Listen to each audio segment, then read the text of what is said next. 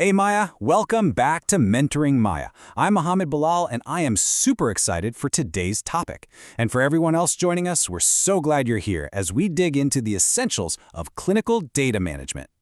All right, let's jump right in. Today we are talking all about electronic data capture systems. You'll hear them called EDC for short. And Maya, let me tell you, this is a big one.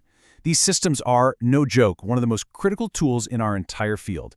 They're basically the engine room of any modern clinical trial. Okay, so here's our game plan for today. We're going to start with the absolute basics. What even is an EDC system? Then we'll get into why they matter so much, how they keep our data squeaky clean and compliant. We'll check out some of the big names you'll see out there. And finally, we'll look at the good and the bad, the benefits versus the challenges. Sound good? Let's do it. All right, so to really wrap your head around this, I want you to do something for me. Just picture a massive global clinical trial. I'm talking thousands of patients, right? All across dozens of different countries. Now imagine trying to manage every single piece of their data with just paper. Piles and piles of paper forms. Can you imagine the chaos? That giant headache is exactly why EDC systems were invented. So what are we actually talking about here? In the simplest terms, an EDC system is just a digital platform. It's a piece of software specifically designed to collect, manage, and store all the data from a clinical trial.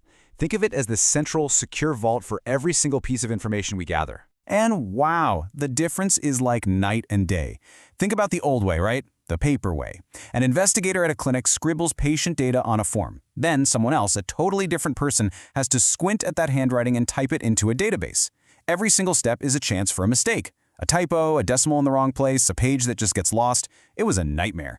Now, with an EDC system, the investigator puts the data straight into the computer. Boom, done. It's a revolutionary change. And that brings us to the big so what. Why does this matter so much? Because, this shift from paper to digital, it's not just about looking modern or making life a little easier. It fundamentally changes the speed and, this is the important part, the quality of clinical research. So what does that actually get us? Well, for starters, everything gets way faster and way more accurate. I mean, you cut out that paper middleman and suddenly all those little transcription errors just disappear. But the real game changer?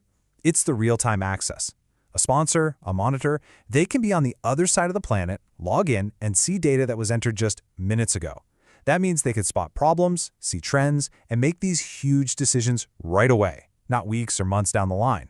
Okay, now we get to one of my absolute favorite things about these systems. They're smart. I'm not kidding. These aren't just fancy digital notebooks. They have this kind of built-in brain, with all these safeguards designed to protect the data right from the get-go. So let's walk through a real-world example. Say an investigator is entering a patient's temperature. They're typing fast, and they accidentally hit 370 degrees instead of 37.0. Now, the system has something called an edit check programmed into it. And it instantly goes, whoa, hold on a second, 370 degrees? That's biologically impossible for a human being.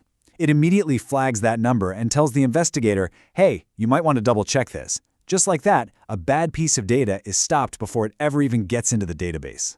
Honestly, the easiest way to think about this is like a spell checker for your medical data. It's that simple. But instead of catching typos in words, it's catching impossible values in critical patient info. If you can remember that, you've got the core idea of an edit check. It's our first line of defense for data quality. And then there's the audit trail.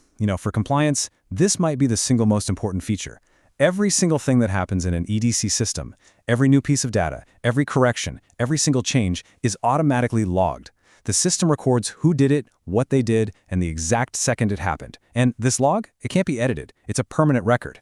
When regulators like the FDA come knocking, this is what they want to see. It provides complete transparency and accountability. Okay, Maya, so we've talked about the concept, which is universal, right? But in the real world, you're not just going to use an EDC, you're going to use a specific brand of EDC.